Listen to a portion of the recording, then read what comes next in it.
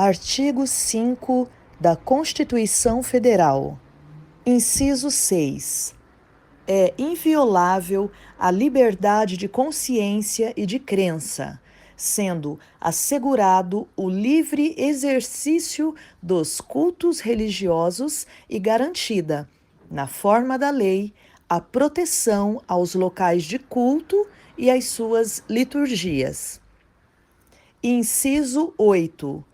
Ninguém será privado de direitos por motivo de crença religiosa ou de convicção filosófica ou política, salvo se as invocar para eximir-se de obrigação legal a todos imposta e recusar-se a cumprir prestação alternativa fixada em lei.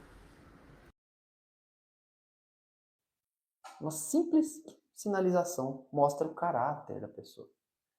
Quer ver? Um exemplo simples desse, a gente já tem uma revelação profunda aí, né, de análise de comportamento aí, do psicólogo aí, olha isso aí, tá vendo? Então você imagina quando Deus estabelece uma lei que é complexa. Tinha 613 leis na lei.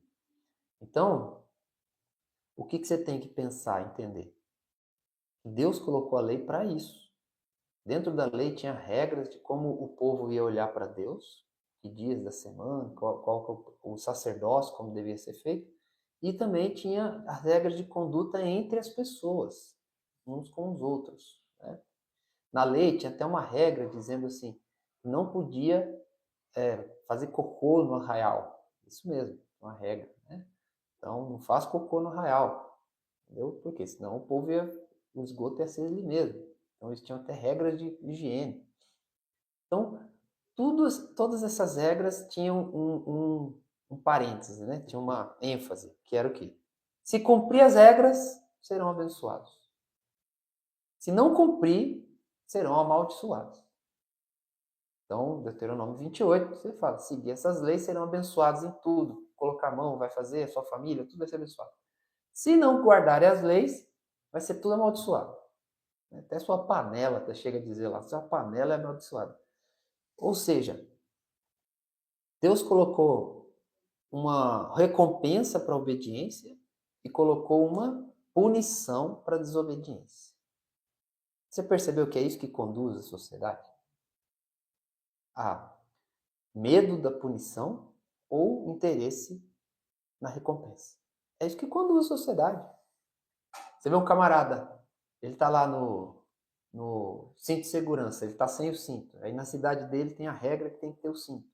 Aí daqui a pouco ele passa, olha de longe, ele vê um camarada com a roupa laranjada, né? Lá umas 2, 3 quadras, né? Aí ele pega correndo e coloca o cinto, né?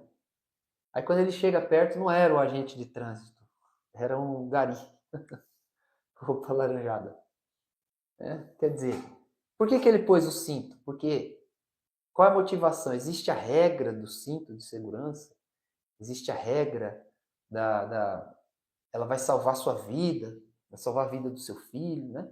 Porque quem coloca o cinto de segurança, quando o filho entra no carro, né? Uma criança, por exemplo, pequena, primeira coisa, coloca o cinto de segurança. Ele vai ter esse zelo, porque está formado dentro dele.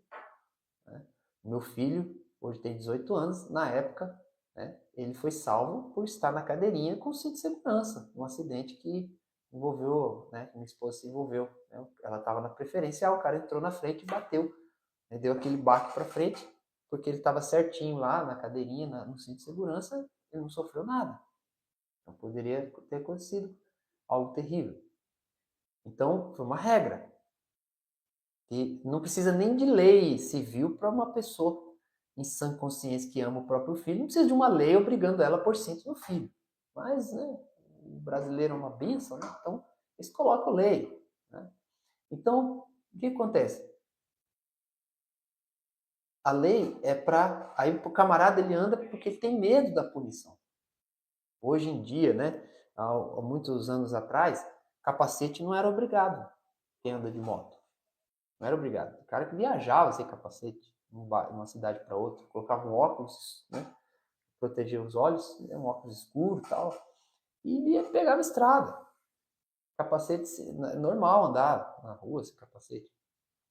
Eu lembro de uma época que teve uma campanha que falava dos perigos de andar sem capacete, que era para a pessoa andar de capacete, coloca capacete, proteja a sua cabeça, tal. Tinha uma musiquinha lá, acho que aquele cantor lá, o Carlinhos Brown, lá, que fazia tal. Ei, rapaz, usa o capacete e tal. Então era campanha para motivar, conscientizar as pessoas para usar o capacete. Aí passou um tempo, não adiantou. Seguinte, lei. Proibido andar sem capacete. Acabou. Foi pego sem capacete, multa, apreensão do veículo. Rapaz, pelo menos aqui na minha cidade, você não vê ninguém sem capacete de moto. Nem a pau, nem põe um capacete velho, assim, sabe? Tem vezes que o cara não tem um capacete, vai dar carona pra alguém, pega aqueles assim que não tem cinto, não tem nada, só enfia na cabeça assim e vai. Por causa do medo da punição. Entendeu? Então, você, nascido de novo, filho de Deus, cristão, você não pode aceitar isso na sua vida.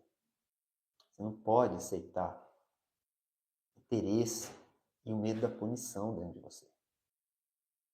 Jesus falou que existe 2 tipos de recompensa. Falou numa frase simples. Falou, fariseus, que vocês oram para que as pessoas vejam vocês.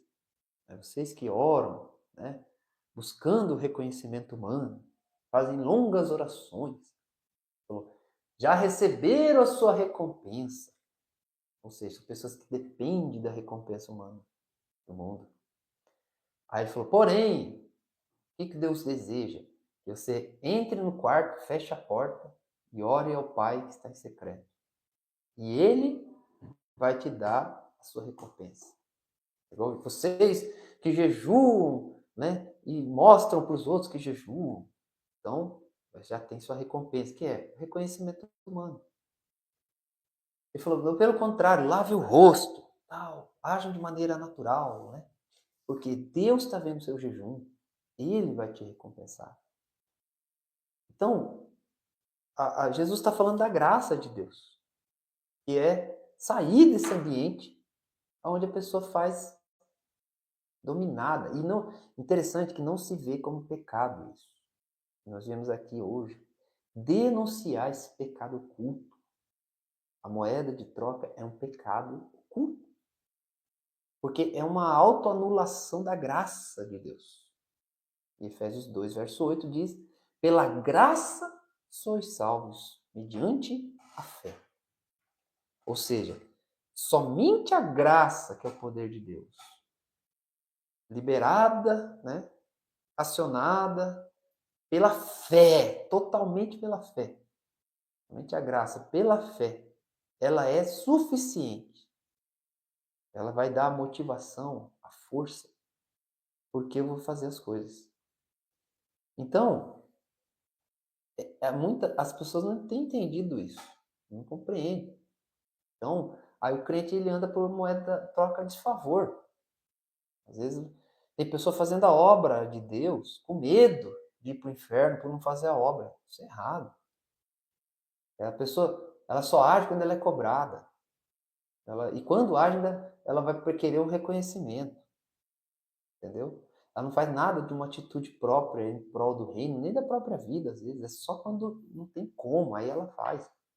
Só quando não tem jeito, não tem, né? Quando é cobrada, quando é empurrado, quando tem interesse em alguma coisa, tem interesse em algum benefício, tem interesse ou medo de ser punido. O camarada tá lá, ele é pego no ato que ele faz, então ele corre para resolver aquela situação, começa a orar, começa a mostrar que ora, começa a jejuar, começa a ler Bíblia. Mas por que não sempre fez isso? Porque isso não é o caráter dele, não é devoto. Ele não é devoto ao Senhor Jesus. Ele não é devoto a Deus. Ele não quer comunhão com o Espírito Santo. Ele só quer o problema resolvido. Ele só quer a recompensa. Né? Ele só quer, tem medo de ser punido. Somente isso. Isso é tendência do ser humano. Deus entendeu isso. Deus sabe disso. Por isso colocou a lei. Então, às vezes as pessoas olham assim, qual que é a nova vida em Cristo?